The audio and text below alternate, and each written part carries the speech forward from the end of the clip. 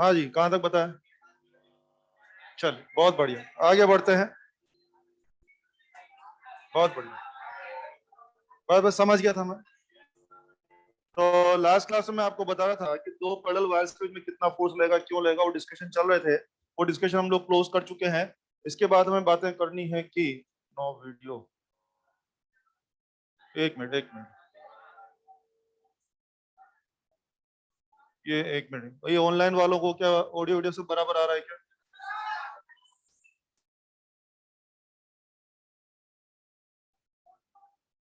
बहुत ही बढ़िया, video is clear, audio video all okay. चल चल, अब हेडिंग बनाइए प्लीज। एफएम का fourth and last topic discuss करने जा रहे हैं। पिछला टॉपिक था दो वायर्स के बीच में लगने वाला एफएम। अब हम शुरू करने जा रहे हैं कि जो चार्ज पार्टिकल अगर पैरेलल पे पाथ पे चलेंगे, चार्ज पार्टिकल पैरेलल पाथ पे चलेंगे तो वो दोनों भी एक दूसरे पर फोर्स एक्सर्ट करेंगे, क्यों और कितना, उस पर चर्चा करनी है। हेडिंग बनाइए, force between charges, force between charges moving on parallel path, force between charges moving on parallel path। ये बड़ा अच्छा टॉपिक है, बड़ा सुंदर टॉपिक है। सुनिए, सीन समझते हैं पहले।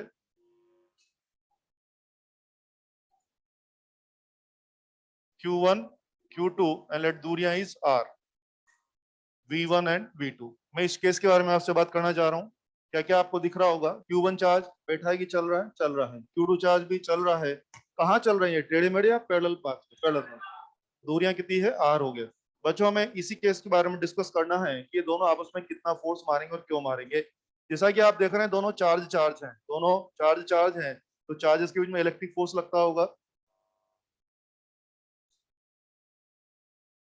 ओबियसली दोनों चार्ज चार्ज, तो चार्ज के बीच में कितना इलेक्ट्रिक फोर्स लग रहा है? वही तुम्हारा के Q1 Q2 bye R square force चल रहा है। कैसा होगा ये? अट्रैक्शन या रिपल्शन या डिपेंड्स? अभी तो मैं चार्ज बोल रहा हूँ, अभी मैं जब सवाल शुरू करूंगा तो वहाँ चार्ज नहीं बोलूंगा, क्या बोलूंगा? दो प्रोटॉन है या एक प्रोटॉन और एक इलेक्ट्रॉन है, तो फिर अकॉर्डिंगली आप मुझे बता देना।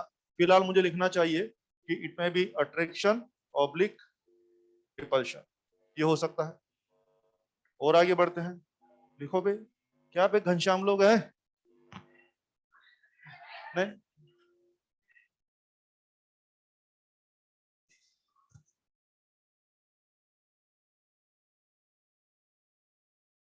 जहां की लगा के एफी लिखे हैं। और मेरे शब्दों पे गौर करें, मैं क्या बोलने की कोशिश कर रहा हूँ ताकि आपको और अच्छे से मीनिंग समझ में आए। यस, मैं क्या बोल रहा हूँ, दोनों चार्ज चार्ज है ना। चार्ज चार्ज के बीच में क्या लगता है? इलेक्ट्रिक फोर्स, वो मैंने आपको लिख दिया। क्या आप देखेंगे दोनों करंट करंट भी हैं? यस यस, क्या ये इक्विवेलेंट टू करंट है? यस, ये भी इक्विवेलेंट टू करंट है। यस, और दोनों करंट करंट है। कैसा करंट है? टेढ़ा मेढ़ा कि पैरेलल करंट? Parallel current. तो यार दोनों पैरेलल करंट के इक्विवेलेंट है, तो क्या दोनों के बीच में एफएम भी होना चाहिए? यस। तो लिखो ना अगला point, these are equivalent to, these are equivalent to two parallel currents, two parallel currents,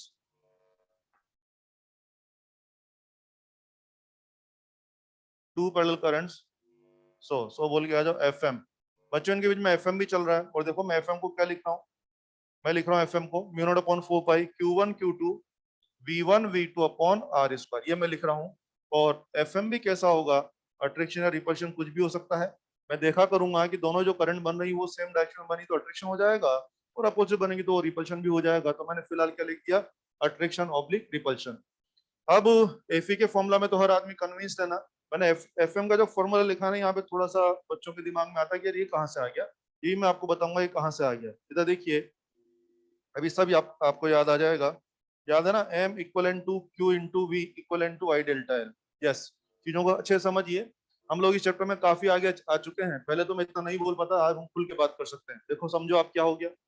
this is real magnetic pole, real magnetic pole, this is moving charge and this is current carrying element. I think real में तीनों चीजें अलग अलग हैं।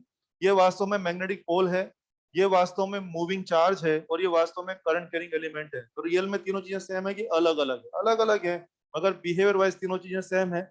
Small m भी magnetic field बनाता है, moving charge भी मैग्नेटिक फील्ड बनाता है, और क्या करंट कैरिंग एलिमेंट भी फील्ड बनाता है। यस, तो मुझे लगता है चीजें वास्तव में अलग अलग है, लेकिन इनका बिहेवियर बिल्कुल सेम है। क्या सब लोग बी प्रोड्यूस कर रहे हैं? यस, एक बात। दूसरी बात, क्या इनके यूनिट डायमेंशन भी सेम है? यस, आप देखिए स्मॉल m आप पढ़ते थे ampere into metre, whole strength I into delta L, ampere into metre, और इसको भी अगर आप अरेंज करेंगे तो ये भी क्या आ जाएगा, एम्पियर इंटू मीटर। तो मुझे आपको सिखाना चाहिए कि तीनों चीजें क्या है, आपस में इक्वलेंट है।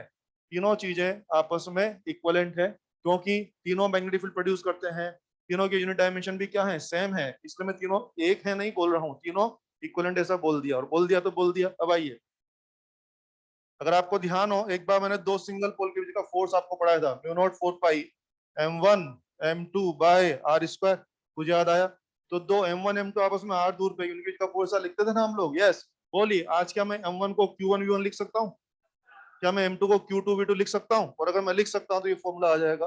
यानी मुझे आपसे कहना चाहिए म्यू नॉट 4 पाई, देखो ना, मैं जानबूझ के m1 को क्या लिख दिया, q1 v1, m2 को क्या लिख दिया मैंने, q2 v2 upon r square. इस तरह मैंने बताने की कोशिश करी कि फॉर्मूला कैसे आया है। दोनों एक दूसरे के ऊपर एफ एम अप्लाई कर रहे हैं, इस तरह से एक्सप्रेशन रहेगा।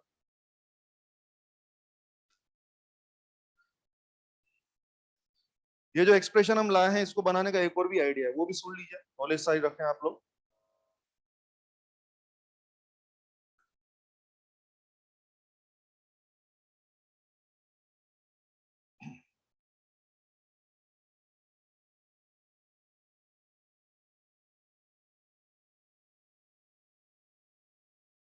कंफर्टेबल है इसमें?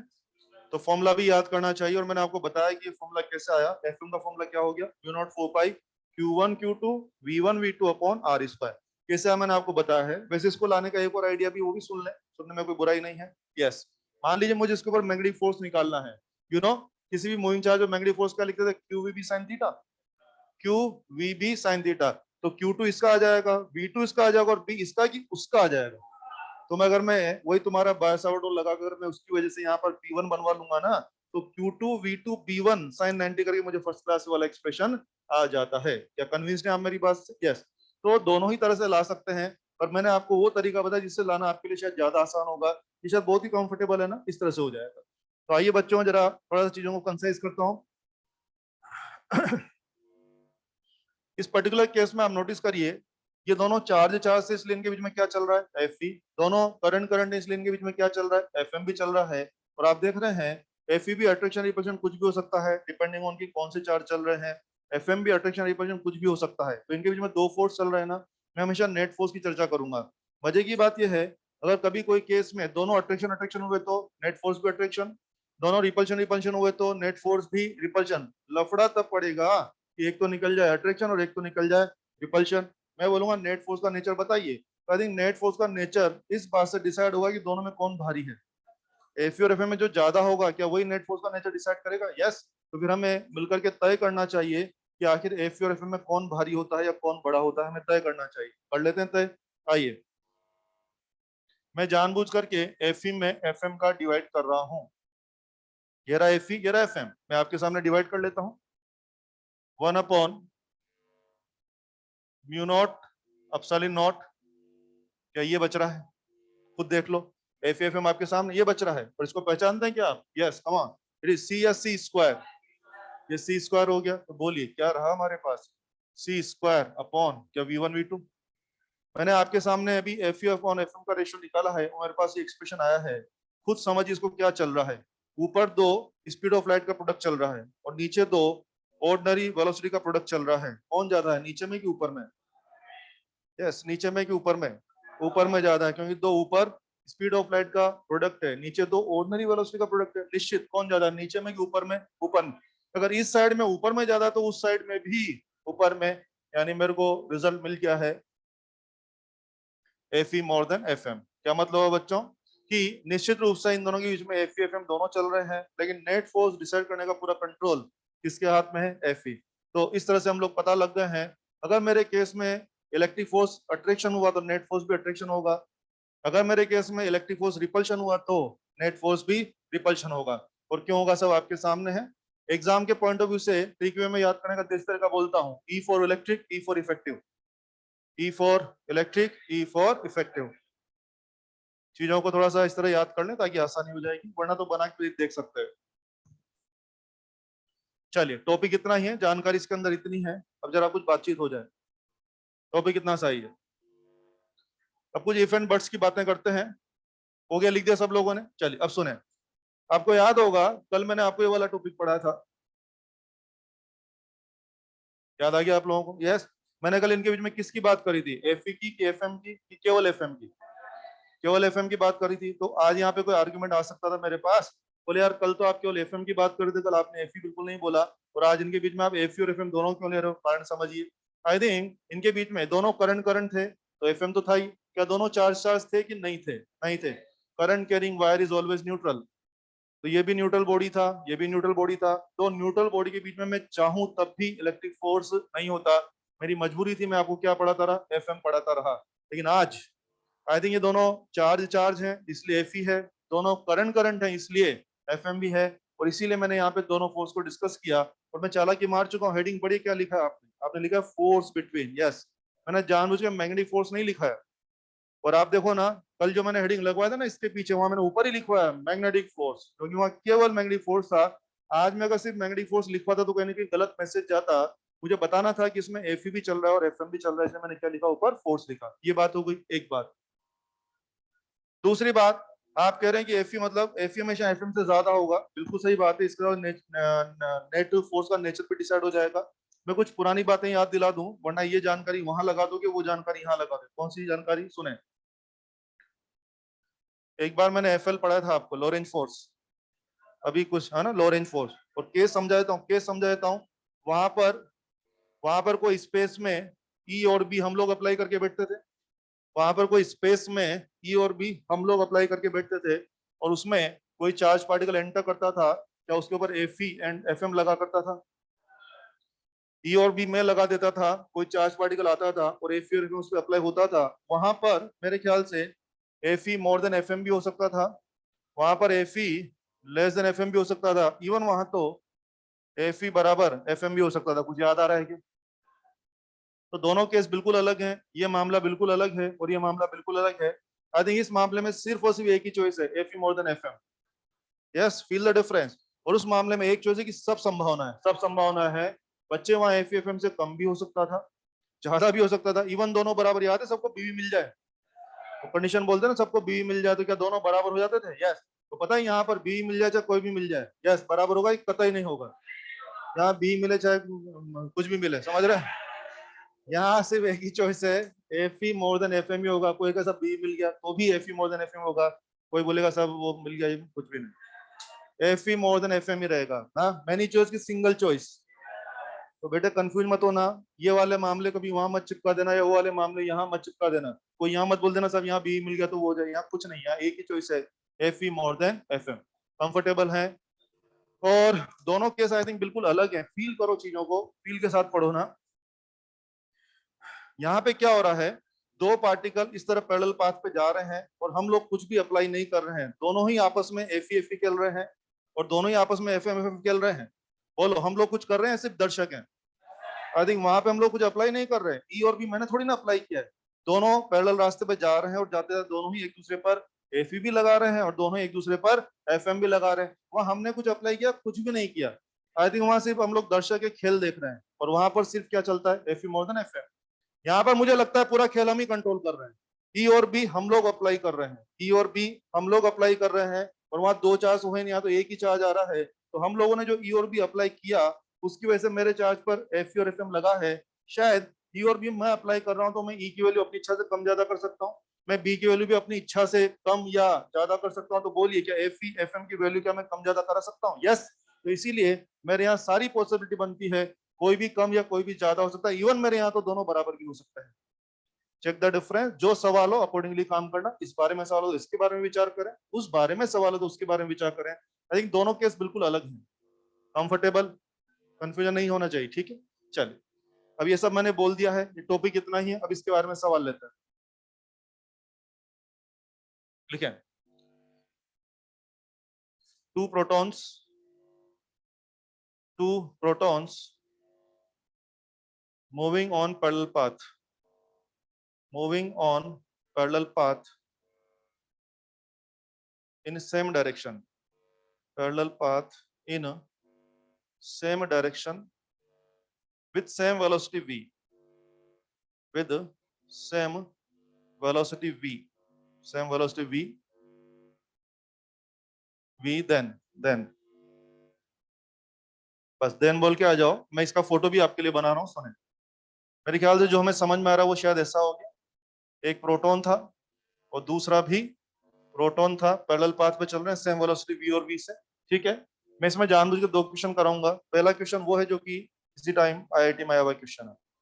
यस, पहला क्वेश्चन उसने सीधा मुझसे क्या बोला था कि दो प्रोटॉन ऐसे से जा रहे हैं, एग्जाम में सवाल था कि उनके बीच में लगने वाले इलेक्ट्रिक फोर्स और मैग्नेटिक फोर्स का रेशियो बताइए। क्या रेशियो तैयार है? उनके बीच में एफ और एफ का रेशियो बताइए। मैं तो v1 v2 खेल रहा था, वो क्या बोल रहा है कि नहीं नहीं दोनों v और v हैं। कम ऑन, क्या रेशियो तैयार है? सी स्क्वायर बटे वी स्क्वायर। ये एग्जाम में, ये आईआईटी में आया हुआ क्वेश्चन है, कभी भी अपने एग्जाम में टपकने वाला है, एकदम आसान मामला है। सेकंड पार्ट आइए, समझ में आ गया ये? चलो सेकंड पार्ट आइए। सेकंड पार्ट में अपनी किताबों में, अपने मॉड्यूल में जो इस केसेस को लेकर के जो क्वेश्चन है ना, अपने यहाँ फोर्स की वैल्यू जनरली नहीं पूछ रहा है, अपने यहाँ केवल फोर्स की नेचर पूछ रहा है। अपनी किताबों में जो सवाल है फोर्स की नेचर, मुझे भी आपसे यही सुनना है, कौन सा फोर्स जीरो नॉन जीरो सुनना है और मुझे नेचर सुननी है। चलो हेल्प कर दो मेरी। सेकंड पार्ट बोलिए, इन दोनों के बीच में एफ ही है क्या? जीरो की नॉन जीरो? अट्रैक्शन की रिपल्शन?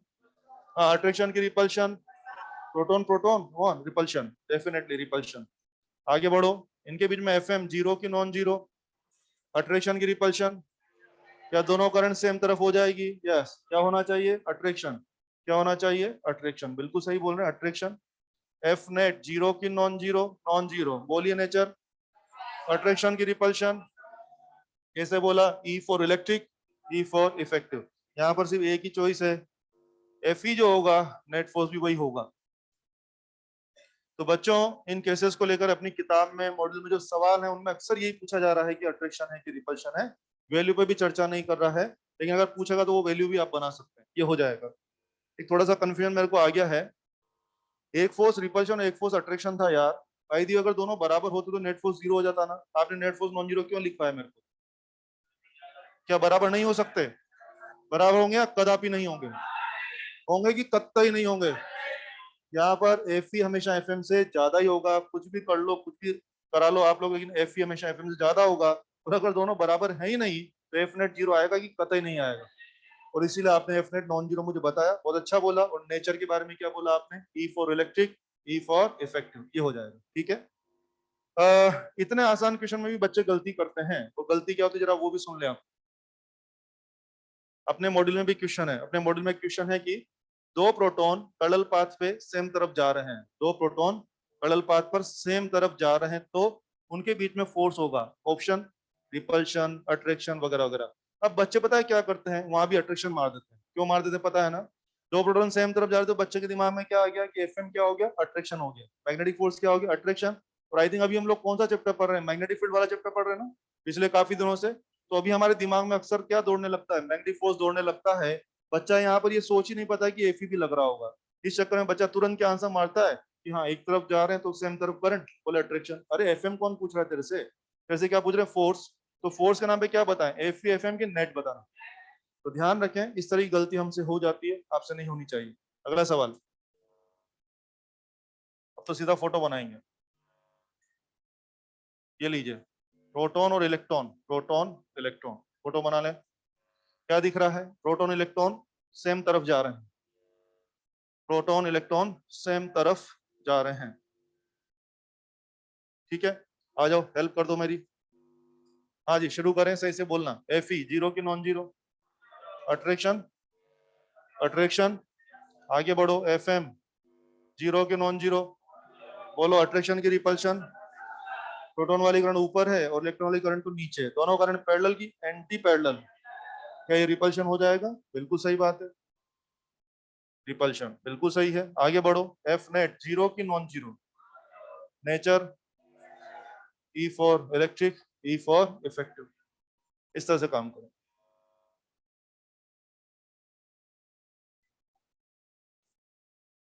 तो ये अपना एफएम का चौथा टॉपिक था। इतना ही टॉपिक इसके बारे में क्लोज करता हूँ। अब हम चीजों को और आगे बढ़ाने जा रहे हैं। मैं आपकी जानकारी के लिए बता दूं, जो मैग्नेटिक फील्ड वाला जो चैप्टर था उसमें करीब मैं 70% आ चुका हूँ, केवल 30% चैप्टर बचा हुआ है। और सुने, अब हम लोग फिर एक लेवल पे आ गए। मैं याद दिलाता हूँ, एक बार हमने बी बनाने की बातें करी थी, आई थिंक बी बना दिया था, एम्पियर्स लो बायस और सारा हो गया था, बी बन गया था अपना। उसके बाद मैंने बोला था एफएम के बारे में पढ़ाऊंगा, और मैंने बोला था एफएम के 4 हेडिंग आपको पढ़ाऊंगा। एफएम के 4 हेडिंग आज मैंने कंप्लीट कर दिए हैं। यूं समझिए मैग्नेटिक फोर्स भी मैं क्लोज कर चुका हूँ, जितनी बातें हो सकती सब मैंने कर लिया आपके साथ, ठीक है। लेकिन चैप्टर खत्म नहीं हुआ है, अभी भी बहुत सारी बातें बाकी हैं। तो अभी शुरू करने जा रहे हैं, magnetic behaviour of current carrying coil. Heading बनाइए, बहुत ही सुंदर टॉपिक है, magnetic behaviour of current carrying coil.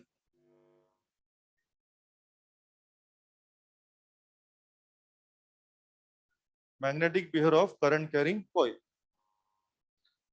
पहले प्लानिंग बताता हूं कि हम लोग पढ़ने क्या जा रहे हैं, ताकि आपका इंटरेस्ट डेवलप हो। सुने, जी हाँ, और इस टॉपिक का मीनिंग क्या हुआ, इधर ध्यान दें प्लीज। चीजों को रिलेट करके पढ़ेंगे तो ज्यादा अच्छे से कनेक्ट कर पाएंगे, सवालों में अप्लाई कर पाएंगे। तो देखिए, एक बार मैंने आपको सत्यनारायण के बारे में पढ़ाया था ना, 12 मिनट दुनिया भर की बातें की। और अभी आजकल क्या पढ़ रहे हैं, करंट कैरिंग कोयल। करंट कैरिंग कोयल कोई भी शेप का हो सकता है ना, रिंग, सर्कल हो सकता है, रेक्टेंगल, स्क्वायर, कुछ भी हो सकता है। तो ये करंट कैरिंग लूप हो गया। सुने, क्या तुम्हें याद है 12 मिनट बी बनाया करता था? क्या मेरे करंट कैरिंग लूप भी बी बनाया करते हैं? यस, बिल्कुल सही बात है। तो देखिए हमारे टॉपिक का नाम क्या हो गया बच्चों, ये रियल मैग्नेट था, ये रियल में मैग्नेट था, जबकि ये रियल में मैग्नेट नहीं है। ये रियल में तो करंट कैरिंग लूप है, लेकिन जो काम मैग्नेट कर सकता है, क्या वो काम ये भी करके दे रहा है? यस। तो अगर ऐसा है तो मुझे कहना पड़ेगा कि मेरा जो करंट कैरिंग लूप है वो मैग्नेट तो नहीं है, लेकिन मैग्नेट के जैसा बिहेव तो कर रहा है। वो मैग्नेट तो नहीं है, लेकिन मैग्नेट के जैसा बिहेव तो कर रहा है। और अगर मेरा लूप वाकई में मैग्नेट के जैसा बिहेव कर रहा है, तो एक रियल मैग्नेट के बारे में आप जितनी बातें करते थे, वो सारी बातें आज आपको मेरे लूप के बारे में भी करनी चाहिए। बोले कौन सी बातें? तो मैं याद है रियल मैग्नेट में 2 मैग्नेटिक पोल हुआ करते थे, साउथ पोल नॉर्थ पोल। तो फिर इसमें भी कहीं ना कहीं 2 मैग्नेटिक पोल होने चाहिए, इसमें भी कहीं ना कहीं साउथ पोल और नॉर्थ पोल होने चाहिए। तो हम लोग मिलकर के बात करेंगे कि कहाँ साउथ पोल होगा, कहाँ पर नॉर्थ पोल रहेगा, एक बात। दूसरी बात, क्या इसको आप लोग मैग्नेटिक डाइपोल बोला करते हैं? क्या इसको आप मैग्नेटिक डाइपोल बोला करते हैं? तो क्या मैं इसको भी मैग्नेटिक डाइपोल बोल दूं? यस, कारण इसमें भी 2 पोल हैं, साउथ पोल नॉर्थ पोल। तो इसको भी मैं क्या बोलने वाला हूँ, डाइपोल। मेक श्योर ये भी मैग्नेटिक डाइपोल है और ये भी मैग्नेटिक डाइपोल है। बच्चों अगर ये मैग्नेटिक डाइपोल है तो क्या आप इसके लिए मैग्नेटिक मोमेंट की बात किया करते थे? तो आपने अभी अभी स्वीकार किया कि ये भी मैग्नेटिक डाइपोल है, तो क्या मुझे आपको इसके लिए भी मैग्नेटिक मोमेंट की चर्चा करनी चाहिए? यस। और आइए हम लोग इसको दूसरों के फील्ड में रखकर, दूसरों के फील्ड में रखकर, कुछ याद आया है क्या? फोर्स और टॉर्क की बात करता था मैं आपसे, इसको भी हम दूसरों के फील्ड में रख करके फोर्स और टॉर्क की बात करेंगे। कुल मिला के बात यह है कि एक रियल मैग्नेट के बारे में आप जितनी बातें डिस्कस करते थे, आज मुझे वो सारी बातें किसके लिए डिस्कस करनी है, करंट कैरिंग लूप के बारे में डिस्कस करनी है। इसीलिए मेरे टॉपिक का नाम है कि, पढ़ के देखिए अब, magnetic behaviour of current carrying loop. क्या मेरी बात समझ में आ गई है? वही हम लोग पढ़ने जा रहे हैं। अब जैसा कि आप देख रहे हैं कि इसका बी और इसका बी तो हम ऑलरेडी पढ़ चुके हैं ना, बी और बी तो पढ़ चुके हैं, तो बी तो मैं पढ़ाऊंगा नहीं, लेकिन उसके बारे में मुझे आज आपसे 3 बात करनी है। 3 बात, स्टार्ट करते हैं। एक बात शुरू, लिखें, एक बात में लिखें, it behaves like, it behaves like magnetic dipole, magnetic dipole. So magnetic poles are produced, magnetic poles are produced at its faces, at its faces। Okay, क्या बोला मैंने? ये डाइपोल की तरफ बिहेव कर रहा है, इसलिए इसके फेसेस पे क्या बन जाएंगे, मैग्नेटिक पोल्स बन जाएंगे, यानी एक तरफ साउथ पोल एक तरफ नॉर्थ पोल बन जाएगा। तो हमें नियम सीखना पड़ेगा कि कहाँ साउथ बनेगा और कहाँ नॉर्थ बनेगा। इसको जानने के 2 आइडियाज मेरे पास हैं, दोनों सुने। पहला आइडिया क्या है, इफ करंट इज क्लॉकवाइज, हम लोग सिर्फ करंट को नोटिस करेंगे, करंट क्लॉकवाइज हुई तो साउथ पोल बनेगा, करंट अगर एंटी क्लॉकवाइज हुई तो नॉर्थ पोल बनेगा। एक तरीका ये हो गया। इसके अलावा एक और तरीका मेरे पास है, क्या आपको मैंने सिखाया था किसी भी मैग्नेटिक सिस्टम के अंदर में फील्ड बनता था south pole to north pole, और किसी भी मैग्नेटिक सिस्टम के बाहर में फील्ड बनता था north pole to south pole. कुछ याद आया आप लोगों को क्या? इन दोनों जानकारी से मैं बड़े आसानी से नॉर्थ पोल और साउथ पोल डिसाइड कर सकता हूँ। कैसे? आइए इस तरफ देखिए प्लीज। यस, कुछ भी नहीं करिए, मैं दोनों तरीके से आपको समझाऊंगा। आपको जो भी तरीका आता हो, लेकिन मेरी भी दोनों बातें आप सुने। पहले आराम से बात करते हैं। यस, इस कॉइल को देखना, सामने से कौन सी करंट दिख रही है? Anti clockwise. एंटी क्लॉकवाइज तो सामने क्या बनेगा? North pole. तो सामने नॉर्थ बन गया तो पीछे क्या बन जाएगा? साउथ पोल।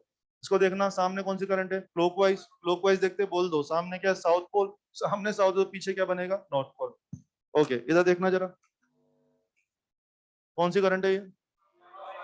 पता है ये करंट तुम्हारी जगह से क्लॉकवाइज है और यही मेरी जगह से एंटी क्लॉकवाइज। देखो हो रहा है कि नहीं हो रहा? यस। तो इसका मतलब क्या सीखा हमने कि आपने बोला ये क्लॉकवाइज, तो आपकी जगह से कौन सा पोल दिख रहा होगा? South pole. और ये करंट मेरी जगह से एंटी क्लॉकवाइज, तो मुझे कौन सा देगा? नॉर्थ। तो देखा, सामने साउथ बना तो पीछे अपने आप क्या बन गया? नॉर्थ।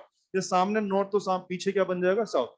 इसीलिए मेरी सलाह ये है कि आपको दोनों तरफ जाके देखने की आवश्यकता नहीं है, सिर्फ आप फ्रंट में देख लें।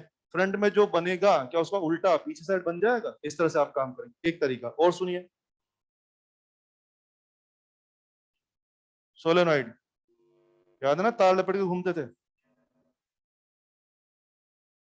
ये देखो, आ, इसको नहीं, जो आप राइट हैंड से करें मत करें, जो मैं सिखा रहा हूं उससे करें। वो भी कर लेंगे, जो आप जानते हैं वो भी करें। आपके पास आइडिया सारे होने चाहिए, कब कौन सा आइडिया काम कर जाए वो ठीक रहेगा। अपने आप को, ये सॉलिड तार आगे वाला है ना, ईमानदारी से अपने आप को यहाँ पर इमेजिन करके सोचिए, करंट कौन सी दिखेगी? पता लग रहा है ना? अपने आप को यहाँ पे विजुअलाइज करके सोचिए, करंट क्या क्लॉकवाइज? क्लॉकवाइज बोले तो बोलिए, यहाँ क्या साउथ पोल? अपने आप को ईमानदारी से यहाँ रख के सोचिए। सोचिए आप यहाँ पर है, कौन सी करंट दिखेगी? एंटी क्लॉकवाइज या नॉर्थ पोल? इतने आसानी से हम पोल डिसाइड कर सकते हैं। हो गया? तो ये तो होगा करंट को देख कर ये करने का। अब दूसरा तरीका जो मैं देख रहा हूँ ज्यादा बच्चों को जो आता होगा वो भी सुन लीजिए। यस, क्या हम लोगों ने बी की डायरेक्शन निकालना सीखा था? यस। इस तरह से बी कहाँ बनता था? सिस्टम के बाहर या सिस्टम के अंदर? नहीं, ये डायरेक्शन कहाँ के लिए बताते थे? सारी दुनिया भर के लिए या सिस्टम के अंदर के लिए? और सिस्टम के अंदर फील्ड की डायरेक्शन साउथ पोल से नॉर्थ पोल होती है। आ जाओ, जैसे इसमें अगर मैं बनाऊंगा, बी बन रहा है डॉट, बी यू बन रहा है ना, तो यहाँ क्या होगा? साउथ, और यहाँ आगे क्या होगा? नॉर्थ। इसमें आइए, यूं, तो यहाँ क्या होगा? साउथ, और यहाँ क्या होगा? नॉर्थ। तो इस सिस्टम के अंदर फील्ड कहाँ से कहाँ होता है? साउथ पोल से नॉर्थ पोल। इसमें कहाँ बन रहा है? यूं। यूं बन रहा है, तो इधर क्या होगा? साउथ, और इधर क्या होगा? नॉर्थ। तो दोनों ही आसान है, जो आपको ठीक लगे कर सकते हैं। कोई ऑब्जेक्शन हो तो बताएं, कुछ बात हो मन में पूछें। दोनों आसान है मेरे ख्याल से ना। करंट देखना भी आसान है और ये बी वाला भी बहुत आसान है।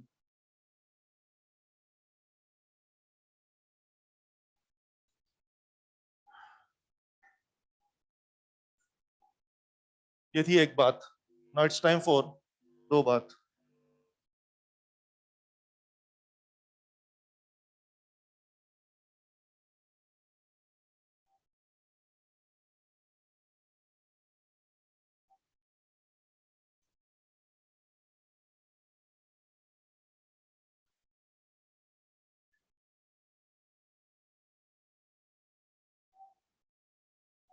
संभालो अपने आप।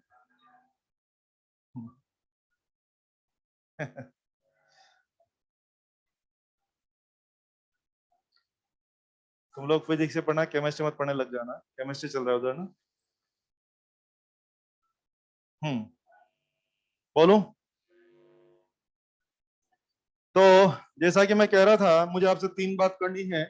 एक बात थी पोल डिसाइड करना। आई थिंक पोल डिसाइड करना आ गया आपको। एक तरीका की दो तरीके हैं, दो तरीके, या तो करंट देखो या फिर उससे भी आप कर सकते हैं, हो जाएगा।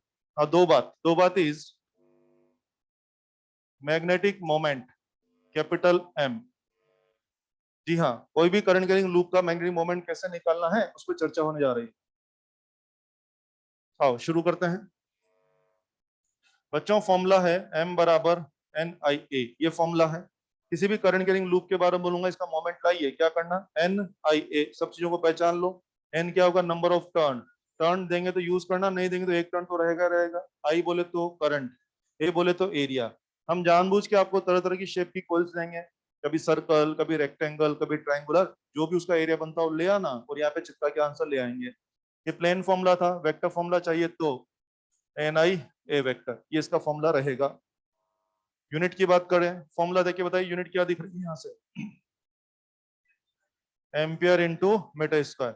एक स्पेशल यूनिट रहेगा Bohr magneton 1 mu B, that is 0.923 10⁻23 ampere into metre square. बोला था ना Bohr magneton 1 mu B, that is value तो याद करना पड़ेगा, एम्पियर इंटू मीटर स्क्वायर या दूसरा यूनिट भी है। और आइए फॉर्मूला देख के बताइए कैसा लग रहा है, ये स्केलर लग रहा है कि वेक्टर लग रहा है?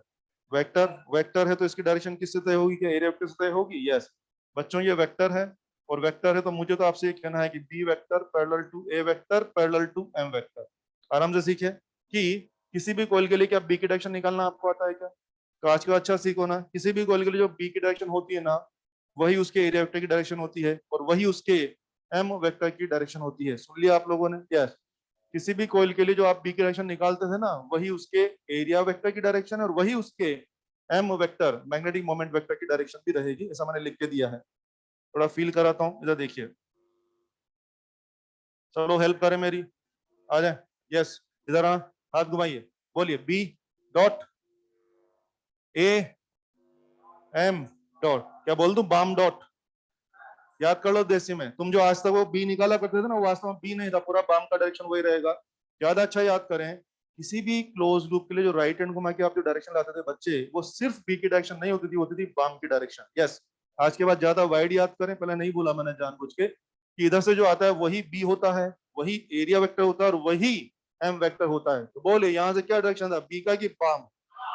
बाम याद कर लो, झंडू बाम टाइप, बहुत बढ़िया, गानों में भी इस्तेमाल होता है झंडू बाम वगैरह जो भी। बस चलिए ये हो जाएगा। इधर आ जाइए, हाथ घुमाइए, बी बोले तो क्रॉस, तो ए बोले तो, एम बोले तो क्या बोल दू, बाम क्रॉस। मेक श्योर कि जो डायरेक्शन आएगी पूरे बाम की डायरेक्शन होगी, अगर डॉट है तो पूरा बाम डॉट है, क्रॉस है तो पूरा बाम क्रॉस है, लेफ्टवर्ड है तो पूरा बाम लेफ्टवर्ड है, और राइटवर्ड है तो पूरा बाम राइटवर्ड है। तो ध्यान दो, यहाँ से पी की डायरेक्शन नहीं आती, यहाँ से पूरे बाम की डायरेक्शन आती है। ये बात पक्की हो गई है। क्या मैं आपको सिखा दूं कि बाम हमेशा कोयल के प्लेन से नॉर्मल होता है? बाम की डायरेक्शन हमेशा कोयल के प्लेन से नॉर्मल, चाहे डॉट हो चाहे क्रॉस हो, ये लेकिन गारंटी है कि वो कोयल के प्लेन से हमेशा नॉर्मल रहेगा, जैसा कि यहाँ दिख रहा है। कंफर्टेबल? तो बस ये फॉर्मूला हो गया। अभी हम सवाल शुरू करने जा रहे हैं। एम के बारे में आपको 10-15 सवाल कराऊंगा, काफी सारे क्वेश्चन करने वाले हैं एम के बारे में। सिंपल फॉर्मूला NIA, ये फॉर्मूला जमा देना, मैं डायरेक्शन बोलूंगा तो राइट हैंड घुमा देना, वहां से जो बी की डायरेक्शन आती है वही एम की डायरेक्शन हो जाएगी। ये थोड़ा सा और रिलेट करता हूँ आप लोगों को, कुछ लोग मुझे अजीब से देख रहे हैं, इधर देखना जरा। ये था बार मैग्नेट और ये है करंट कैरिंग लूप। तुम्हें याद है इसका मैग्नेटिक मोमेंट पढ़ाया था मैंने एक बार, और आज मैं इसका मैग्नेटिक मोमेंट पढ़ा रहा हूँ NIA। कंफ्यूज मत होना, चीजें अलग अलग हैं इसलिए फॉर्मूला अलग अलग है, लेकिन क्या फिजिकल क्वांटिटी वही है? यस ऐसा मत समझिए कि मैग्नेटिक मोमेंट हम पहली बार पढ़ रहे हैं। मैग्नेटिक मोमेंट ऑलरेडी मैं आपको पढ़ा चुका हूँ। ये बात और है, पहले मैं मैग्नेटिक मोमेंट पढ़ाता था रियल मैग्नेट का, और आज मैं मैग्नेटिक मोमेंट ही पढ़ा रहा हूँ, लेकिन रियल मैग्नेट का कि करंट कैरिंग लूप का। तो बच्चे फॉर्मूला अलग अलग है क्योंकि चीजें अलग अलग है, लेकिन जो फिजिकल क्वांटिटी है वो अलग है कि सेम है? सेम है, और मैं तो वेरीफाई करा सकता हूँ। तुम्हें याद है इसकी यूनिट एम्पियर इंटू मीटर वो स्क्वायर लिखवाई थी वहां, इसकी भी एम्पियर इंटू मीटर स्क्वायर। क्या इसके लिए भी बोर मैग्नेटॉन लिखवाया था? इसके लिए भी बोर मैग्नेटॉन। क्या आपको याद है इसकी डायरेक्शन -m से +m होती थी? सत्य से नारायण, -m से +m, सत्य से नारायण। बोलिए क्या ये भी सत्य से नारायण? और पीछे कौन है? सत्य, और आगे कौन है? नारायण। बोलो कुछ अलग चल रहा है कि सेम चल रहा है? बस फर्क इतना है कि उसका जो फॉर्मूला था वो उसके अपने पैरामीटर के टर्म में था, और इसका जो फॉर्मूला है वो इसके अपने पैरामीटर के टर्म में है, लेकिन फिजिकल क्वांटिटी वही है। क्लियर है? चल इंफॉर्मेशन खत्म, हम खेलेंगे, सब लोग खेलने आ जाए। छोटे छोटे बहुत सारे सवाल बनेंगे। शुरू हो जाएं सब लोग। बच्चों स्क्वायर जल्दी जल्दी काम करना है। स्क्वायर आई करंट चल रही है साइड एक्स, किसने बोला इसका एम तैयार करना है? फॉर्मूला है NIA, टर्न तो दिया नहीं तो 1, करंट को आई पकड़ लो, एरिया बोले तो एक्स स्क्वायर, एम बराबर क्या एक्स स्क्वायर। डायरेक्शन बोलिए क्रॉस, डायरेक्शन क्रॉस आ रही है ना, देखो क्रॉस आ रही, चेक करो। हो गया, इतना ही आसान है। जस्ट NIA मैनेज करो, डायरेक्शन घुमा दो हाथ को। करंट यूं चल रही है ना बेटे, क्या कर रहा है? यूं, यूं, और पता लग रहा है भाई। वेरी गुड, अगला सवाल, रुकना नहीं किसी को। साइड एक्स आई करंट चल रही है, equilateral triangle side x I current चल रही है। चलो वेरी गुड, आंसर बनाए। m बराबर n तो 1 है, i तो i है, और एरिया क्या √3x²/4, आंसर ले, √3/4 ix²। आंसर आ गया, डायरेक्शन बोलिए, डॉट। अगला क्वेश्चन,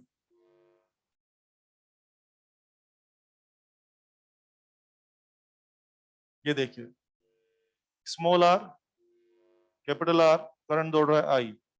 मुझे कहा यार ये करंट कैरिंग क्लोज लूप है, जरा इसका एम तैयार करा दो। बनाओ इसको, बनाओ, शाबाश, क्या सोच रहे हो।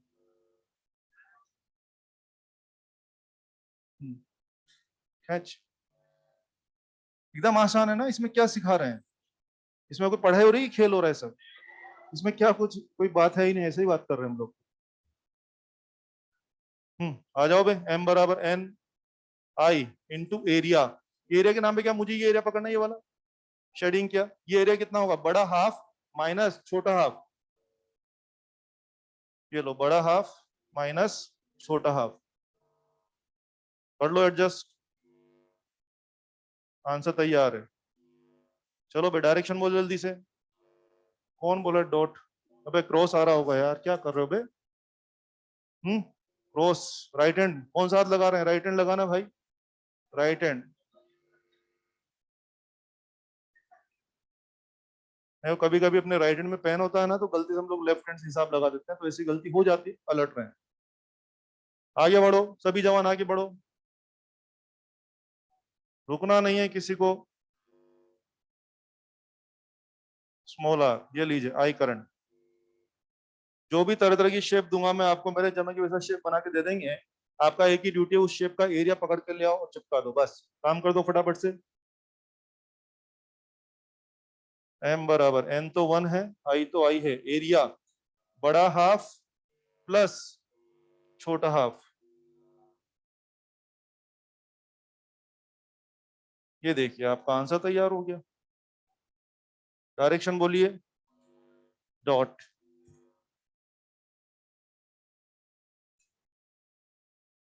बुक्स में इस तरह के बहुत सारे क्वेश्चन अवेलेबल हैं, तरह तरह की शेप बना के दे रहा है, ये फोटो फोटो आपका एक ही कर्तव्य है, जो भी शेप बना के देंगे ना, उस शेप का एरिया पकड़ के लाओ, इतना आसान है। मैं इसमें कोई बड़ी बात नहीं सिखा रहा आप लोगों को, प्रैक्टिस के लिए मैं ज्यादा क्वेश्चन करा रहा हूँ, लेकिन ऐसा हो जाएगा। और देखो ये अपने नीट का क्वेश्चन,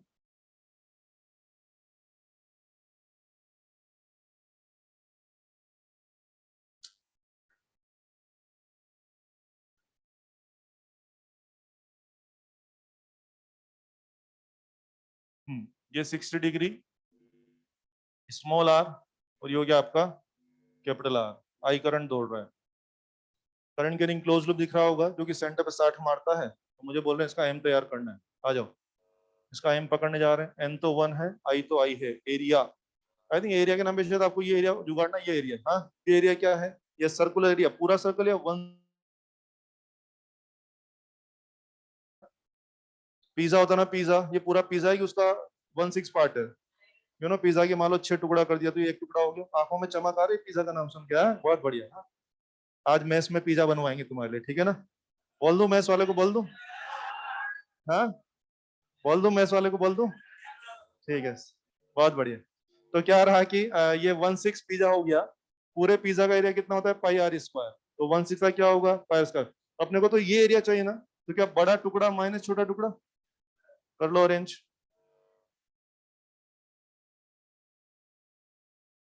ले लो कॉमन शमन जो भी आ रहा है,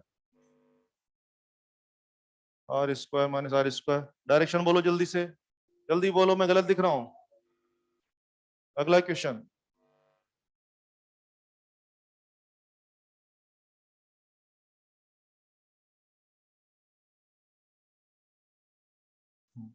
अगला क्वेश्चन देखना, ये स्ट्रेट करंट कैरिंग वायर है जिसमें आई करंट चल रही है, straight current carrying wire I current चल रही है, किसी किताब में पूछा हुआ इसका मोमेंट कितना होगा। फर्स्ट ऑफ ऑल आप देख रहे हैं एरिया एनक्लोज्ड 0, एरिया एनक्लोज्ड 0, सही बात है ना। अरे भाई आप क्लोज लूप बनते तो कुछ एरिया पकड़ते, आप तो स्ट्रेट वायर हो, तो आपने एरिया घेरा कि नहीं घेरा, एरिया एनक्लोज 0, चले जाओ फॉर्मूला पे, क्या एम 0, अगर स्ट्रेट वायर का एम पूछे तो कितना बोलना, 0 बोलना। वैसे भी शायद हेडिंग पे नोटिस करना चाहिए आपको। हम डिस्कस कर रहे थे magnetic behaviour of current carrying loop, current carrying loop, current carrying wire नहीं। तो अगर इसने वायर का सवाल पूछ भी लिया तो फिर मेरा आंसर क्या होगा, 0 हो जाएगा। ठीक है, ऐसे क्वेश्चन खूब सारे बुक्स में है, तरह तरह के, आप मैनेज कर लें। अगला सवाल आइए। एक आईआईटी में इस तरह का एक सवाल था कि, फोटो अच्छा नहीं बनेगा, थोड़ा बना लेना तुम,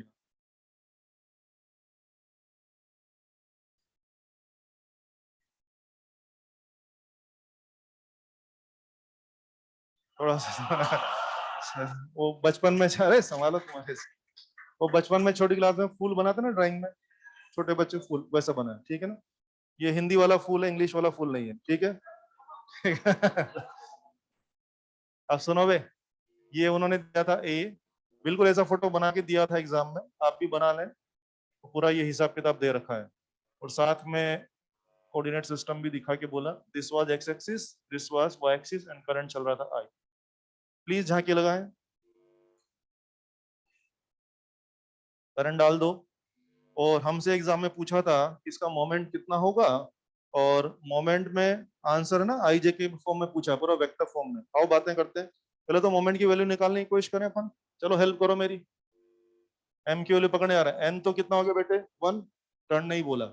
आई तो कितना हो गया, आई एरिया, मुझे इसका एरिया पकड़ना है। Area I think square plus 4 half circle, 4 half कौन लगेगा, 2 फुल, तो 1 स्क्वायर प्लस 2 पूरे सर्कल। सहमत है, 1 स्क्वायर प्लस 2 पूरे सर्कल, स्क्वायर का एरिया पकड़ना, ए स्क्वायर प्लस 2 पूरे circle, pi into radius, radius बोलो कितनी है, ए या a/2। बहुत अच्छा बोल रहे हैं, ये अपना हिसाब हो गया, एडजस्टमेंट कर लीजिए। ए स्क्वायर खींच लो बाहर, मेरे हिसाब से ये आ रहा है। एकदम आसान है, कोई कलाकारी नहीं है, कोई बहुत क्रूशियल थिंकिंग वाला मामला नहीं है। जो भी शेप हम आपको देंगे, अपनी बेसिक मैथ्स की नॉलेज यूज करिए, उसका एरिया वेरिया समेटो, बस वही कर रहे हैं, कोई बड़ी बात थोड़ी पढ़ा रहे हैं आपको। वेरी गुड, हो गया, ये आ गया सबका आंसर। ये आंसर सही है क्या, समझ में आ रहा है। स्क्वायर का एरिया प्लस 2 पूरा circle, 2 into pi into radius square, हो गया। एडजस्ट करके ये आंसर आ रहा है। आंसर बोलिए, डायरेक्शन बोलिए, क्रॉस। अब एग्जाम में क्रॉस नहीं था, वहां आई जे वगैरह था। फर्स्ट ऑफ ऑल देखिए, ये एक्स और ये वाई, क्या डायरेक्शन यू आ रहा है ना, जेड या माइनस जेड, तो बोलिए क्या चिपकाऊं, क्या माइनस के, ये आंसर हो गया। एग्जाम में ये आंसर था। इतना आसान क्वेश्चन अगर आईआईटी में आ सकता है तो ये क्वेश्चन कोई भी आपके नीट में आ सकता है। देखो इसमें कोई कलाकारी नहीं है, कोई इंटीग्रेशन नहीं है, कोई बहुत क्रूशियल थिंकिंग नहीं है, एकदम सिंपल क्वेश्चन है। ये सब आपको आना चाहिए। अगला सवाल, अगला सवाल लिखें।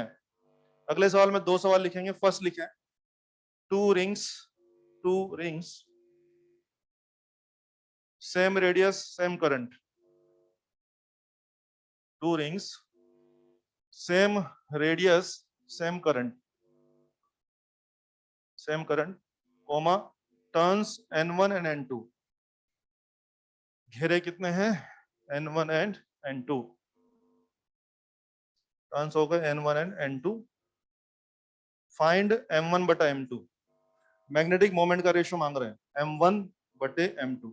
आ जाओ बच्चों, जैसा कि आपने कहा है m का फॉर्मूला होता था NIA, ए को मैं जानबूझ के पाई आर स्क्वायर लिख दूं यहाँ पे, क्योंकि तुम लोग क्या लेके घूम रहे हो, रिंग्स लेके घूम रहे हो, रेडियस रेडियस, ओके ओके, जानबूझ के एरिया को लिख दिया। अब तुम्हें 2 रिंग के m का रेशियो मांग रहे हो ना, तो रेशियो में क्या होता है, सेम चीजें काटते हैं। और वो क्या बोला तुमने, करंट सेम है, रेडियस भी सेम है, बोला है तुम लोगों ने, पाई बकवास। बोलिए m proportional to n, answer तैयार है। m1 बाई m2 बराबर क्या, n1 बाई n2। एकदम ऑर्डिनरी क्वेश्चन है और ये आंसर आ जाएगा। फर्जी क्वेश्चन है, एग्जाम में कोई नहीं पूछेगा आपसे सवाल। बेसिक सवाल जो है, अच्छा सवाल जो वो अब है। सेकंड पार्ट आसान है, कर पा रहे हैं। सेकंड पार्ट प्लीज बढ़े, आगे बढ़े। Ring of n1 turns, please, ring of n1 turns is converted into n2 turns. Ring of n1 turns is converted into n2 turns, and current same, current same, current same, then m1 बटे m2 question mark. बिल्कुल, कुछ चमका, कुछ याद आ गया होगा मैं कहाँ ले जा रहा हूँ आपको, कुछ याद आ गया हो मैं कहाँ ले जा रहा हूँ आपको। वापस आओ, शुरू से बात करते हैं ना। पहले तुम अपना फॉर्मूला लेके आओ, एन आई। बच्चे एरिया को क्या पाई आर स्क्वायर लिख दूं ना मैं इस बार वापस? यस, तो रिंग खेल रहे हो। करंट सेम डालने की बात हुई है तुम्हारी, आई सेम, पाई बकवास। मुझे एन का साथ तुम्हारा रिलेशन चाहिए। अगर आपको क्या लगता है कि आप लोग सेम लेंथ ऑफ वायर से खेल रहे हैं? भाषा एन वन को तोड़ मोड़ के एन टू कर दो कि भाई, तो बोलो रेडियस सेम रहेगी कि चेंज होगी? याद है मैंने एक दिन लिखा था आप लोगों को कि जब जब सेम लेंथ ऑफ वायर से खेलोगे तो एन और आर इनवर्स प्रोपोर्शन होते हैं। यस, क्या आप वाकई में सेम लेंथ ऑफ वायर से खेल रहे हैं ना?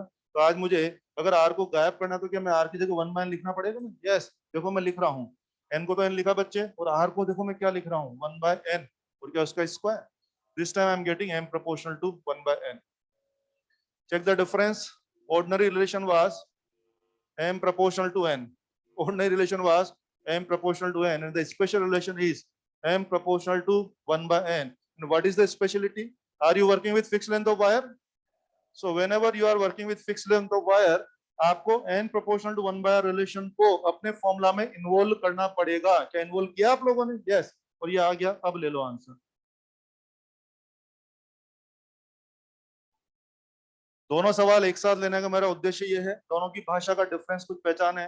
पहले सवाल में दोनों बिल्कुल डिफरेंट कोयल थी, दोनों का कोई आपस में लेना देना नहीं था, तो ऑर्डिनरी अप्रोच करके आंसर ला दिया।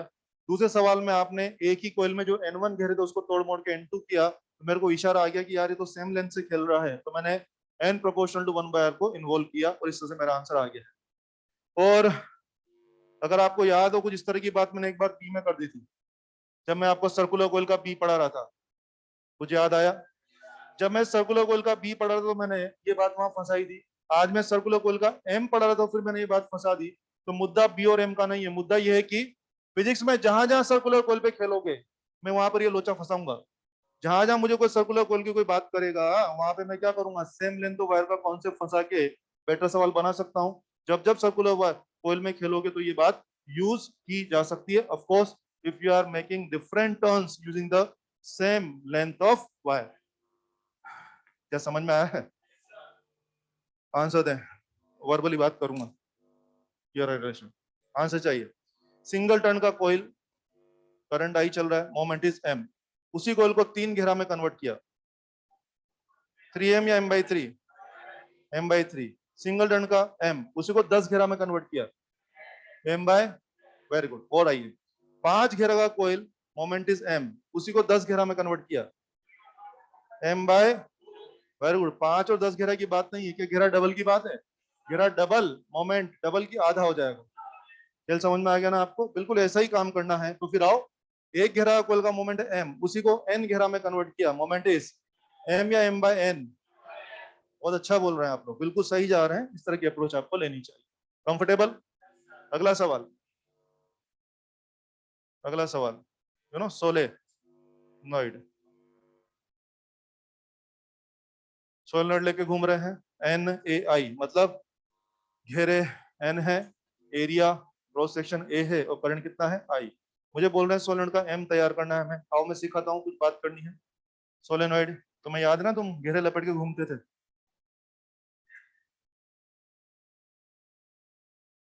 बच्चों, ये है, मान लीजिए मैं इसमें करंट चला रहा हूँ इस तरह से, ये करंट चल रही है, ठीक है, करंट चल रही है, मजा आ रहे हैं। मुझे किसी ने कहा कि भाई ये सोलेनॉइड है और इसकी डिटेल है, जरा इसका मैग्नेटिक मोमेंट तैयार करिए। मैं आपको इसमें कुछ सिखाना चाह रहा हूँ, कुछ बात मुझे करनी है। आ जाओ, फोटो बना दीजिए फटाफट से।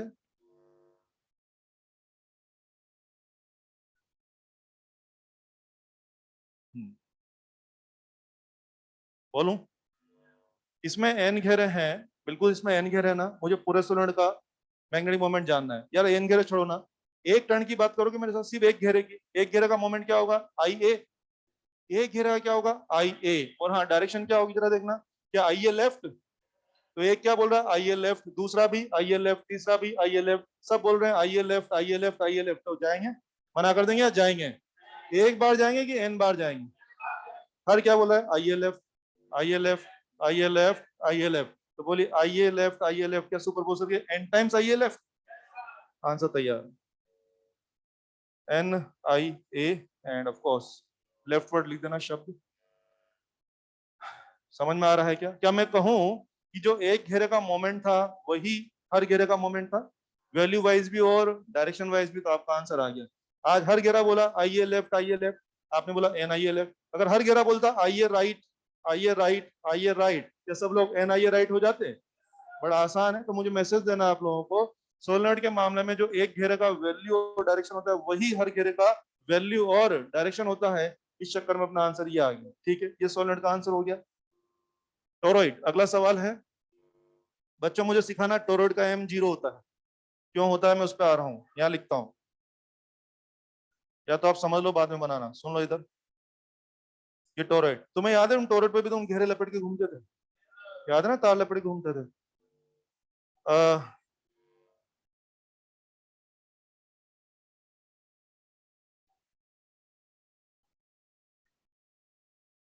अच्छे सुने, ये लो, ये आपका टोरॉइड है। टोरॉइड में वैसे तो बहुत सारे घेरे होते हैं, मैंने कुछ सिखाने के लिए सिर्फ 4 घेरे बनाए, और 4 के भी मैंने जानबूझ के आमने सामने वाले बनाए, कुछ बात करनी मुझे। इधर देखें प्लीज, बहुत सारे घेरे होते हैं ना, मैंने सिर्फ 4 घेरे बनाए, वो भी कौन से, आमने सामने के, जानबूझ के बनाए। करंट की फ्लो पे नजर डालेंगे मेरे साथ, तो देखना जरा, अगर इसमें आई करंट यूं चला है, इसमें आई करंट यूं चला है, तो वो आई करंट इसमें यूं चलेगा, वो आई करंट इसमें यूं चलेगा, और वो आई करंट इसमें यूं चलेगा। मैं दिखा सकता हूँ कैसे, इधर नजर डालें प्लीज, पेन की तरफ, ढक्कन की तरफ करंट है, ये लो, इस घेरे में आई करंट यूं चल रहा है ना, तो बोलो अगले घेरे में क्या यूं चलेगा, जो मैंने नहीं बताया, क्या यूं चलेगा, यूं यूं यूं यूं, फिर इसके बाद यूं यूं यूं और यूं, दिख रहा है क्या, बोलो, फिर यूं यूं यूं यूं यूं यूं, पता लग रहा है क्या, बोलिए करंट की डायरेक्शन मैंने सही बनाई है ना, हो गया, पता लग गया। अब आ जाओ, इन चारों घेरों का एम का डायरेक्शन मुझे बोल दो बस आप, बोलिए, ये क्या बोल रहा है, हम आइए आइए लेफ्ट, ये क्या बोल रहा है, आइए लेफ्ट, ये क्या बोल रहा है, आइए राइट, ये क्या बोल रहा है, आइए नीचे, और ये क्या बोल रहा है, आइए ऊपर, क्या आइए लेफ्ट, और ये क्या बोल रहा है, आइए राइट, और ये क्या बोल रहा है, आइए नीचे, और ये कह रहा है आइए ऊपर। डोंट टेक इट पर्सनली, सब टर्न्स के बारे में बात चल रही है। बहुत बढ़िया, तो आप समझ गए होंगे मेरी चालाकी में क्या मैसेज देने की कोशिश कर रहा हूँ। बताओ बच्चों, क्या मैं कह दूं आमने सामने के घेरे एक दूसरे का मोमेंट खा जाएंगे? हर घेरे में मोमेंट है, लेकिन आमने सामने के घेरे एक दूसरे का मोमेंट खा जाएंगे, तो जिस तरह दोनों खा गए, जिस तरह दोनों खा गए, बोलिए क्या ये दोनों घेरे खा जाएंगे, क्या ये दोनों घेरे खा जाएंगे? यस, इसीलिए मुझे आपको मैसेज देना है, आज के बाद रट सकते हैं एम टोरॉइड 0, बिना काम किए बोल सकते हैं एम टोरॉइड 0, ये रहेगा। कोई कष्ट हो तो पूछे, किसी के पेट में दर्द आ रहा हो तो बात करें।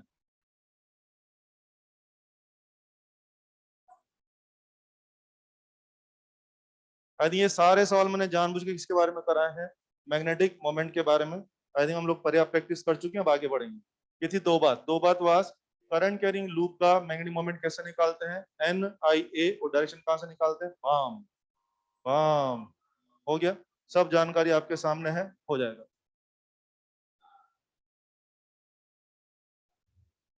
बता दूं, ये थी 2 बात, नाउ इट्स टाइम फॉर 3 बात। इतने सारे घेरे क्यों बनाए तने?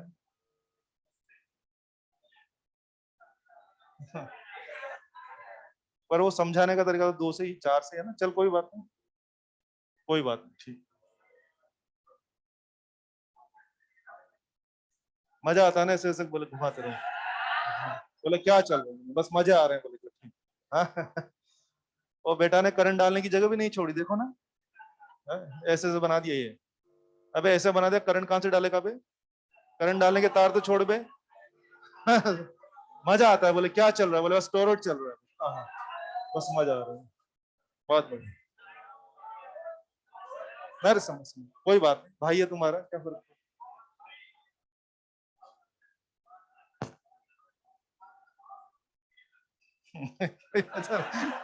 देखो, देखो भाई भाई का दुश्मन हो रहा है ना, एक भाई चाहता है कि दूसरे भाई को छील दिया जाए, हाँ? चलो भाई, 2 बात खत्म हो गई है ना, और 3 बात लिखें, behaviour in, behaviour in uniform B, behaviour in uniform B, uniform B मतलब यूनिफॉर्म फील्ड में बिहेवियर डिस्कस करना चाह रहे हैं, यूनिफॉर्म बी। आइए, यही बहुत ही सुंदर बात है, 3 बात।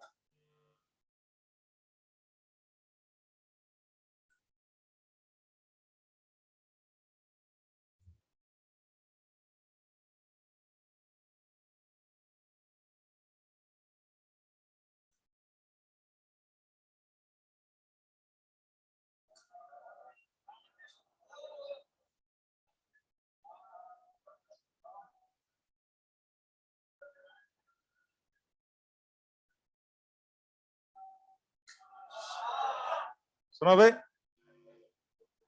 सुनो सुनो सुनो, अच्छे सुनो। डायग्राम आप बाद में बनाए, कुछ बात करनी प्लीज, तभी सही जानकारी आ पाएगी ना। इधर देखो ना, ये कोई यूनिफॉर्म फील्ड है बच्चे, और मैंने यहाँ पे क्या कर दिया, एक करंट कैरिंग लूप को मैंने यहाँ रखा हुआ है, कुछ स्क्वायर शेप का लूप है, स्क्वायर रेक्टेंगल।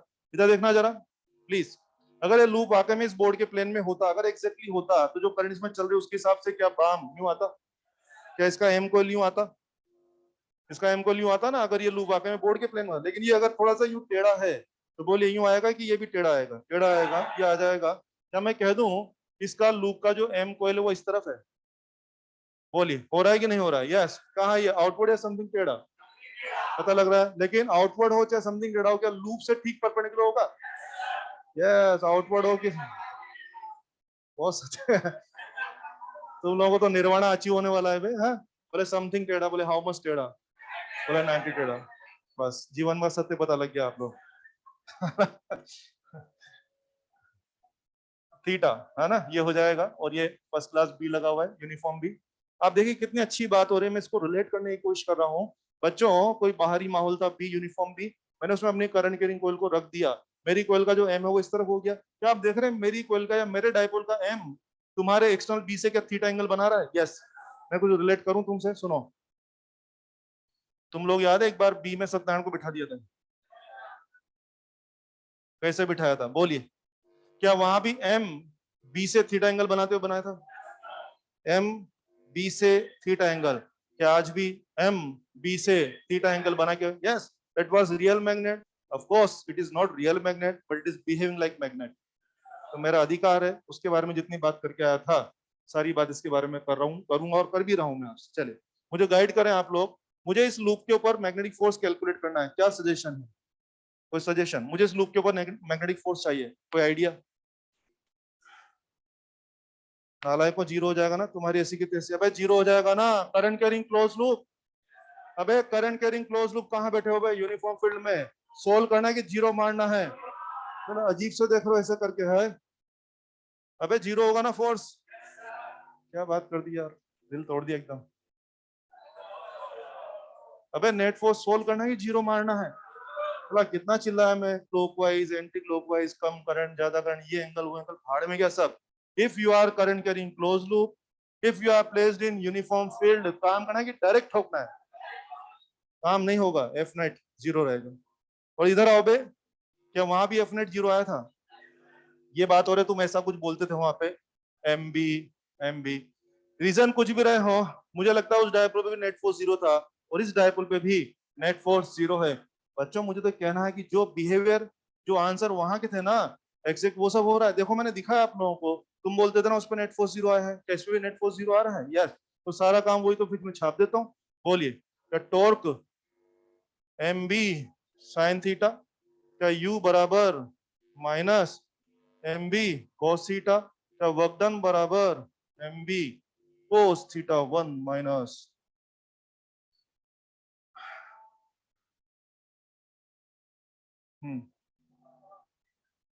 संभाले संभाले अपने आप को। हाँ प्लीज सुने, कल से बायोलॉजी का मॉड्यूल नंबर 1 लेकर के आना है, ह्यूमन रिप्रोडक्शन टॉपिक स्टार्ट हो। एकदम गुस्सा के लिए छोड़ दी।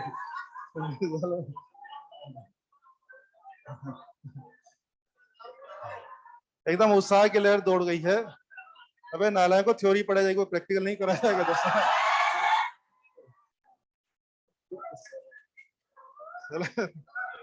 थ्योरी पढ़ाई जाएगी, संभालो। देखा उत्साह, देखो एकदम ना बोले क्या है। जैसे आज चल रहा है वैसे आगे भी चलेगा, डोंट वरी। ज्यादा ज्यादा खुश होने की जरूरत नहीं है, ठीक है ना? चलो, लिख दिया सब लोगों ने? प्लीज प्लीज लिखो लिखो लिखो, टाइम जा रहा है।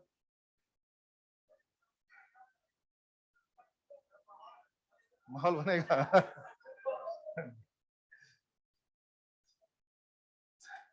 तो यूनिफॉर्म बी में रखा है तो ये आंसर रहेगा। हाँ हाँ, सुनते सुन। सुनो सुनो, हाँ सुनो सुनो सुनो। अच्छा सुनो सुनो बस, सुनो सुनो सुनो सुनो सुनो। अब देखो ना, मुझे आपको डायपोल का जनरलाइज बोलना चाहिए। देखो ना, तो अपने मॉड्यूल 4-5 की बात करें तो देखो 3 बार डाइपोल आ गए हैं। तो मेरी सलाह ये है कि आप 3 डाइपोल मत सोचिए, एक ही डाइपोल है। मैं याद दिलाता हूँ आपको, थोड़ा सा और रिलेट करते हैं बच्चों। कुल मिला के 3 डाइपोल अपने सिलेबस में है। एक डाइपोल ये था माइनस क्यू प्लस क्यू, एक डाइपोल ये था माइनस एम और प्लस एम, और एक डाइपोल ये है जो आज करंट कैरिंग कोयल का करंट कैरिंग कोयल है जो कि आज डाइपोल का बिहेव कर रहा है। क्या मैं आपको मैसेज दे दूं, तीनों डाइपोल के फॉर्मूला डायरेक्शन सब सेम ही चल रहे हैं। यस, आराम से देख लो। तो आप ये मत समझो कि 3 डाइपोल अपने को पढ़ने हैं। आपके दिमाग में क्या होना चाहिए, अपन एक ही डाइपोल पढ़ रहे हैं।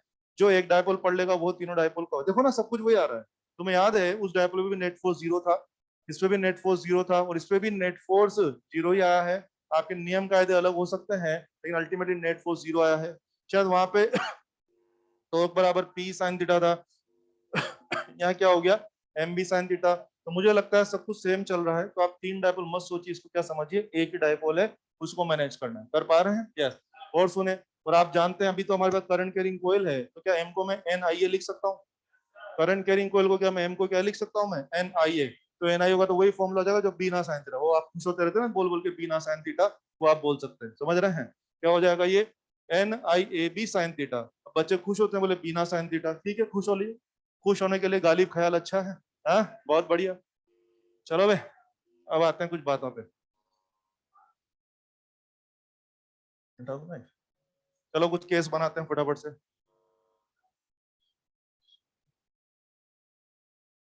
केस 1, जैसे बच्चों मान लीजिए ये लूप को मैंने यहाँ रख दिया, करंट कैरिंग क्लोज लूप ये है, आई करंट चल रहा है एकदम चकाचक, ये देखो बी में रख दिया मैंने इसको। यस, क्या मुझे इस मेरी इस कोयल का बाम का डायरेक्शन देंगे? हाँ बोलो, जल्दी बोलो। Dot, very good. क्या मैं कह दूं M coil that is dot? बिल्कुल सही बोल रहे हैं, बिल्कुल सही है। ये हो गया। तो देखना एक्सटर्नल बी तो यूं है, और मेरा जो बाम का जो मेरा जो एम कोयल वो यूं है, क्या दोनों में 90? आ जाओ बात करते हैं। थीटा 90 बचे, तो आई थिंक एफ नेट वो तो हर बार जीरो ही होता था। टॉर्क बराबर क्या एम बी, जीरो की नॉन जीरो? तो अगर टोक लगा तो डाइपोल बैठेगा, ये रोटेट करेगा, रोटेट करेगा। और अगर ये रोटेट कर रहा है यानी ये मोशन कर रहा है, तो फिर बोलिए ये इक्विलिब्रियम में है कि नहीं है? नहीं है। क्या मैं कह दूं नॉट इक्विलिब्रियम? Not equilibrium. लिख दें फटाफट से।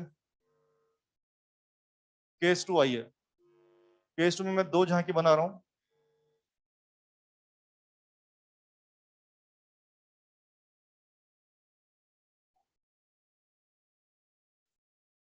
This is I and this is I. यहाँ भी एकदम चकाचक बी था, यहाँ भी एकदम चकाचक बी है। दिख रहा है सब लोगों को? चलो, सॉलिड तार आगे वाला, ड्यूटी तार पीछे वाला। कम ऑन, इस कॉइल के एम का डायरेक्शन दे सकते हैं मेरे को? इस कॉइल के, यस, बोर्ड के परपेंडिकुलर रखिए दोनों कॉइल। बोलिए इसका एम क्या यूं? बोलिए क्या हमारा एम कॉइल यूं आ रहा है? इज इट थीटा बराबर जीरो? इसमें देखिए हमारी कॉइल का एम क्या लेफ्ट आ रहा है, पता लग रहा है आप लोगों को? वेरी गुड, बहुत अच्छा बोल रहे हैं। एम कॉइल हो गया बच्चों। Is it case of theta 180? अब आ जाओ, बुलाओ सब लोगों को। इस पे भी नेट फोर्स तो जीरो, इस पर भी नेट फोर्स तो जीरो, इस पर टॉर्क भी जीरो, और इस पर भी टॉर्क भी जीरो। दिस वाज यू बराबर minus M B, minus M B minimum लगा के बैठा है। दिस यू बराबर प्लस एम बी का मैक्सिमम लगा के बैठा है। ये क्या हो गया बेटे, स्टेबल इक्विलिब्रियम। और ये क्या हो गया, अनस्टेबल इक्विलिब्रियम। प्लीज झांकियां बनाइए, अब मैं बहुत बोलूंगा। झांकी बनाए।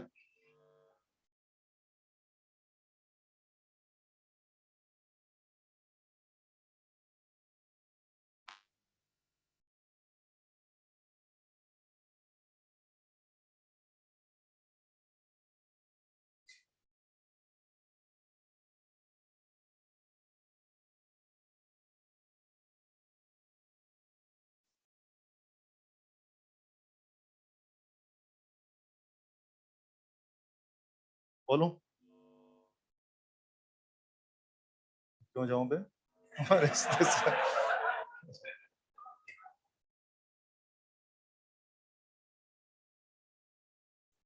जल्दी बनाए, इसका कंक्लूजन लिखना है, टाइम खत्म हो रहा है। बोलूं? 4:25 तक है ना क्लास, या 35? 25, बहुत बढ़िया, बहुत सुंदर। बोलूं? देखो ये जो फोटो आपके सामने मैंने बना है, इनके बारे में थोड़ा शब्दों में विवरण करते हैं, ध्यान दीजिए। यस, इधर देखिए, अभी आपने सब फोटो समझ लिए, मुझे बताएं कि आपका जो लूप है वो इक्विलिब्रियम में आया ना? कब इक्विलिब्रियम में आया? इन दोनों केस में आया ना? इन दोनों के अलावा कोई तीसरा केस है कि इक्विलिब्रियम आने का? है कि नहीं है? नहीं है। तो नोटिस करिए, लूप इक्विलिब्रियम में कब आया है? जब लूप का प्लेन बी के पैरेलल है या लूप का प्लेन बी के परपेंडिकुलर है? लूप का प्लेन बी के परपेंडिकुलर, क्योंकि भाई साहब लूप का प्लेन जब बी के परपेंडिकुलर होगा तभी तो लूप का बाम एक्सटर्नल बी से 0 या 180 बनाएगा, क्योंकि लूप का बाम लूप के प्लेन से परपेंडिकुलर होता है। अगर आपका लूप ही बी के पैरेलल फंस गया तो लूप का बाम बी से 90 बनाएगा, टोक लग जाएगा, तो तुम इक्विलिब्रियम में नहीं रहोगे। तो मुझे बता दीजिए, इक्विलिब्रियम में आने के लिए लूप का प्लेन कैसा होना चाहिए? बी के पैरेलल या बी के परपेंडिकुलर? इसलिए मैंने आपको फोटो बना के बताया। पता लग रहा है क्या? यस। तो किताबों में सवाल कैसे पूछते हैं, जरा आंसर दीजिए। किताब में पूछते हैं कि एक करंट कैरिंग लूप को किसी यूनिफॉर्म फील्ड में रखा गया है और लूप रेस्ट में है। लूप रेस्ट में है, देन इट्स प्लेन, चार ऑप्शन देगा। Its plane is parallel to B, its plane is perpendicular to B, क्या कहना है? Yes yes, parallel to B या परपेंडिकुलर? परपेंडिकुलर टू बी रहेगा। पता है बच्चों में गलतफहमी कहां से, मैं उसका भी रीजन जानता हूँ, वो भी सुन लीजिए। बच्चा ये समझ जाता है कि रेस्ट में यानी इक्विलिब्रियम है, इक्विलिब्रियम यानी कि टॉर्क जीरो चाहिए। बच्चा ये समझ जाता है कि टॉर्क जीरो चाहिए, टॉर्क जीरो चाहिए, टॉर्क जीरो जी, तो बच्चों को क्या लगता है? थीटा जीरो चाहिए। और थीटा जीरो चाहिए तो इसका मीनिंग बच्चा क्या निकाल लेता है? लूप का प्लेन बी के पैरेलल होना चाहिए। अबे लूप का प्लेन जब बी के पैरेलल होगा तो तेरे को एंगल जीरो मिलेगा कि 90 मिलेगा? लूप का प्लेन बी के पैरेलल होना चाहिए कि परपेंडिकुलर? ये मुझे आपको नोटिस कराना है। क्या मेरी बात समझ में आ गई है? लिखे इंपोर्टेंट करके, इंपोर्टेंट करके लिखे एक दो बातें।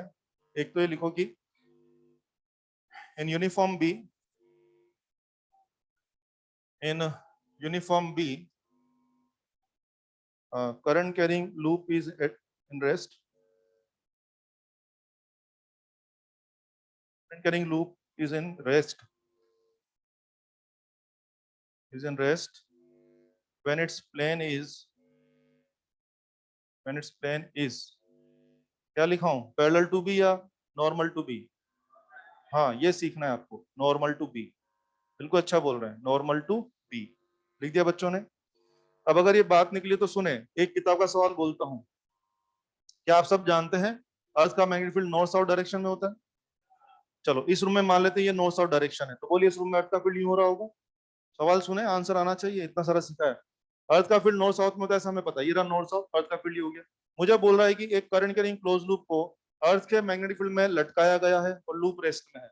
लूप रेस्ट में है तो लूप का प्लेन होगा नॉर्थ साउथ या ईस्ट वेस्ट। That's it. कैसी बात पे चल रहा है? यस। अरे भाई साहब, फील्ड अगर नॉर्थ साउथ में है और लूप को परपेंडिकुलर होने के बाद ही तो रेस्ट मिलेगा ना। तो अगर लूप परपेंडिकुलर होगा तो लूप का प्लेन कौन सा आने वाला है? नॉर्थ साउथ या ईस्ट वेस्ट? क्या इसी बात को लेकर सवाल बना रखा है? तो लिख लो ना, दूसरा पॉइंट लिख लो। लिख दो कि loop loop is in rest, loop is in rest in earth field, earth magnetic field, earth magnetic field when its plane is, अच्छा सुनो, अर्थ मैग्नेटिक फील्ड लिखा है ना, ब्रैकेट में डालो नॉर्थ साउथ। अर्थ मैग्नेटिक फील्ड लिखा है ना, वहां एन एस लिख लो। एन एस का मतलब क्या होगा? नॉर्थ साउथ, थोड़ा अच्छा रहेगा। Earth magnetic field north south when its plane is, when its plane is east west, please, plane is east west. सहमत है क्या? सहमत है? चलिए, तो इस तरह की छोटी छोटी बातें आपको आना चाहिए। और सुने, नीट 2016-17 का क्वेश्चन सुने, ये झांकियों के बारे में आंसर चाहिए अभी के अभी। Current carrying close loop is placed in external uniform magnetic field, then चार option, it will be never in equilibrium, it will be in equilibrium for one orientation only, it will be in equilibrium for two orientation, and both will be stable equilibrium, and fourth was दो equilibrium में दो बार equilibrium मिलेगा, one stable another unstable. क्या ये answer होना चाहिए? समझ में आया ना? किसी को बोल के बोल दिया उन्होंने। एक क्वेश्चन लिखे अपनी, एक घंटी, ये तो पास वालों की घंटी है बे। लिख लो ना, बस जा रहा हूँ, 2 मिनट में जा रहा हूँ। नहीं जाना? हाँ तुसी ना जाओ। हाँ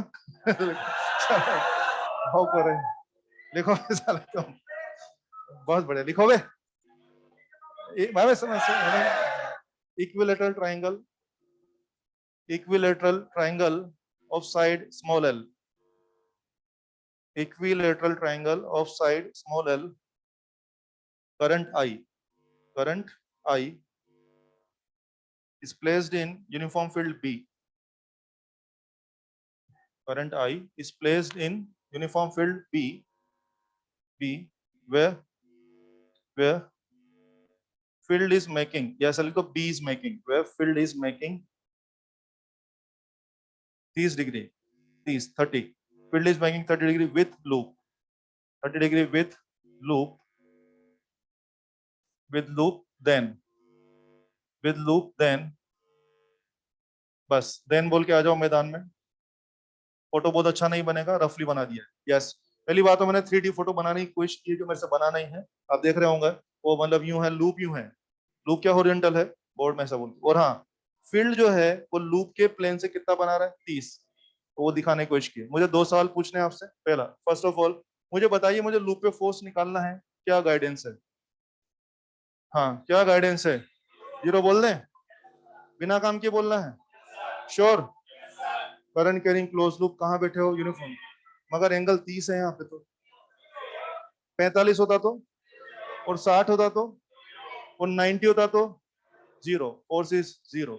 you are current carrying close loop, you are placed in uniform field. मैं पेन नहीं चलाने वाला, डायरेक्ट ठोक दो, एट फोर्स इज 0। दूसरा बच्चों, टॉर्क निकालना यार, torque second, M B sine theta, हो गया? बुलाओ, एम को क्या मैं एन आई ए लिख दूं क्या आज?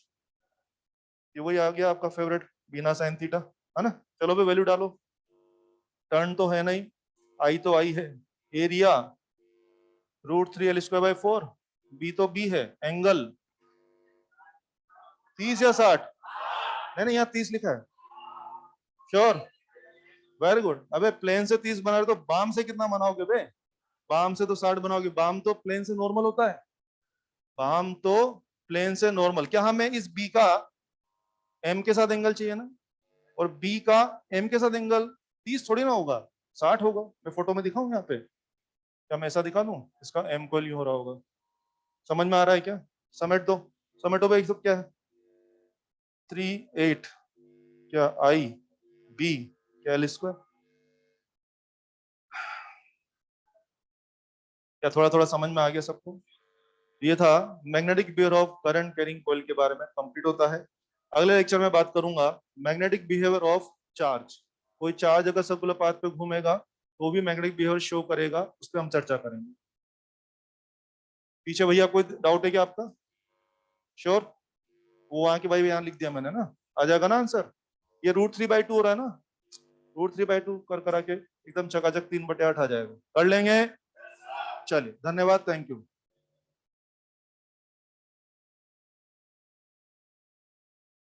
एम कोयल हमेशा जो है बोर्ड कॉपी के प्लेन से सॉरी, एम कोयल हमेशा लूप के प्लेन से नॉर्मल होता है। तो अगर लूप ये है, अगर लूप ये है तो एम कोयल कहाँ होगा? ऐसा होगा, ठीक है? तो अगर कोई चीज लूप के साथ 30 बना रही तो वो एम कोयल के साथ कितना बनाएगा? 60। 60।